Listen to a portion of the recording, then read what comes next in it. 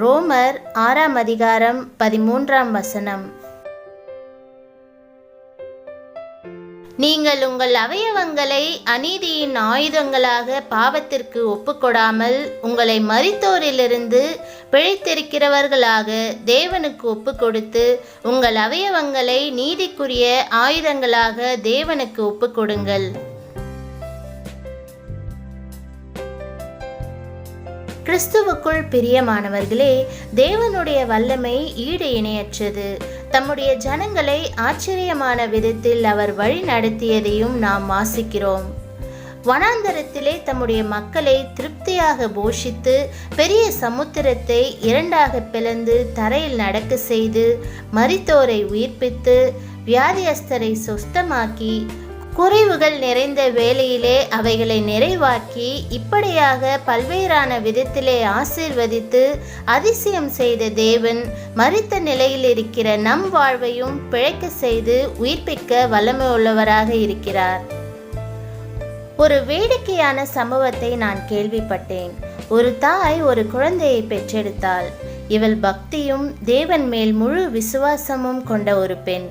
பிறந்த குழந்தை ஏதோ ஒரு காரணத்தினால் கொஞ்ச நேரத்தில் மரித்துவிட்டது என்று தாதிமார் சொல்ல கேட்டு அவள் ஒரு கணம் வேதனைப்பட்டாள். ஆனால் அடுத்த கணம் அந்த தாய் தாதிமாரின் உதவியோடு அந்த குழந்தை வைத்திருக்கும் இடத்திற்கு சென்றாள். அந்த குழந்தையின் மீது தன் இரு கைகளையும் வைத்து மிகுந்த விசுவாசத்துடன், ஆண்டவரே, இந்த குழந்தையின் ஜீவனை மறுபடியும் நீர் அனுப்பும்படியாய் உம்முடைய வல்லமையுள்ள நாமத்தினாலே கெஞ்சி கேட்டுக்கொள்கிறேன். நான் பிழைத்திருக்கும்படியாக நீர் உம்முடைய குமாரனாகிய இயேசு கிறிஸ்து மூலமாய் எனக்கு புது ஜீவன் கொடுத்தீர் அல்லவா? அதே ஜீவன் இந்த குழந்தையின் மீதும் இப்பொழுது இறங்கட்டும் என்று ஒரு சிறு பிரார்த்தனை செய்தாள். ஆனால் குழந்தையை பார்த்தால் மரித்த நிலைமையிலேயே இன்னும் இருந்தது. அந்த தாயோ ஒரு சிறு குச்சியை எடுத்து அந்த குழந்தையின் கால் மீது லேசாக தேய்த்தாள். அந்த குழந்தை அப்படியே விருட்டென்று காலை இழுத்தது. உடனே யாவரும் மகிழ்ந்தனர். மருத்துவர்கள் குழந்தைக்கு வேண்டிய சிகிச்சையை கொடுத்து தேவனுடைய கிருபையினால் அந்த குழந்தை உயிர் பெற்று வெகு விரைவில் எழுந்தது.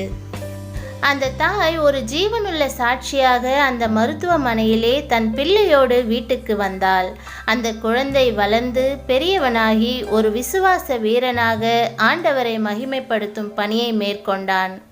என் அன்பு சகோதர சகோதரிகளே, ஆண்டவர் இன்று இந்த புது ஜீவனை மரித்து போன நிலைமையிலே வாழ்ந்து கொண்டிருக்கிற உங்கள் வாழ்விலும் அருளி செய்து உங்கள் வாழ்வையும் புதுப்பிக்க